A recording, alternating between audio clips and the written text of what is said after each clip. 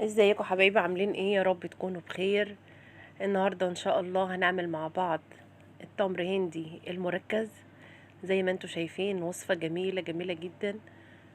شايفين ما شاء الله. طلع حلو جدا جدا جدا. هجربه كمان قدامكم زي ما انتوا شايفين. يعني بحط اقل من ربع الكوباية تمر، وبكمل مية. طلع ما شاء الله قوامه حلو قوي قوي قوي. ما شاء الله ما شاء الله. هيعجبكم ان شاء الله. وطبعا زي ما انتوا عارفين بقى، عشان رمضان، كل سنة وانتوا طيبين. والتمر ده بقى ده مش مركز. ده الخطوة التانية من التمر. هنشوف كل حاجة ان شاء الله مع بعض. وهنا دي بقى الحلة اللي انا هشتغل فيها. هحط فيها 7 كوبايات من السكر. سكر ابيض زي ما انتوا شايفين كده. لان التمر بيبقى فيه مزازة شوية، فاحنا بنزود كمية السكر. بعد كده مش هنحتاج سكر ليه خالص، يعني احنا هنبقى نضيف عليه مية وبس. حطينا 7 كوبايات من الكوب المعياري سكر، و7 مية. السكر قد المية بالظبط زي ما انتوا شايفين كده.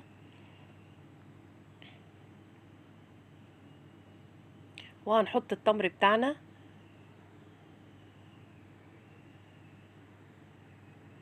هندوب السكر خالص.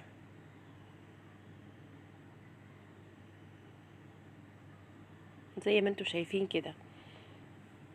طبعا انا بسيب النار في الاول يعني هادية او متوسطة، ما بعليش قوي. زي ما انتوا شايفين كده هو غلى، بس طبعا لسه هياخد وقت شوية. يعني كده بعد 10 دقايق.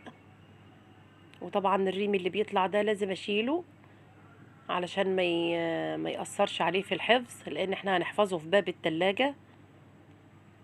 على فكرة الطريقة دي بيقعد معاكي سنة في باب التلاجة.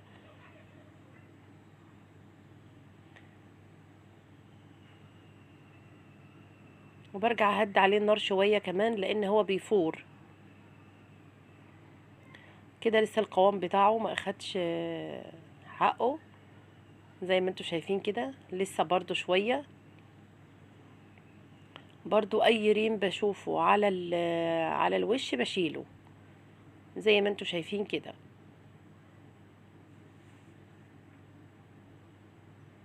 لسه برضو عايز كمان شوية.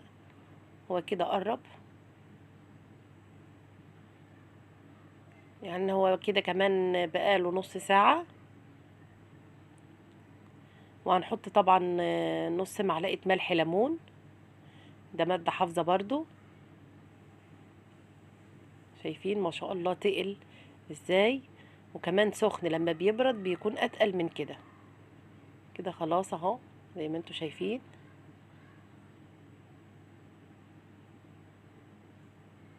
وهنا طبعا هبدأ بقى خلاص اصفيه. طبعا انتي بتبقي عارفة هو قد ايه تقل.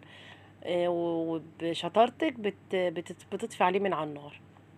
كده انا هصفيه. طبعا البذر ده انا مش هرميه، انا لسه هاخد منه تاني. لسه هعمل بيه حاجة تانية. شايفين ما شاء الله تقيل ازاي. ما شاء الله. اقل من ربع الكوبايه. لما نيجي نحط في الكوبايه بنحط اقل من ربع الكوبايه. وبعد كده بنكمل الباقي ميه. وطبعا البذر زي ما انتم شايفين بقى هو لسه فيه طبعا. فهنحط عليه ميه. وهنولع عليه على النار، وبعد كده هنصفيه زي ما انتم شايفين كده. يا رب وصفتي تكون عجبتكم.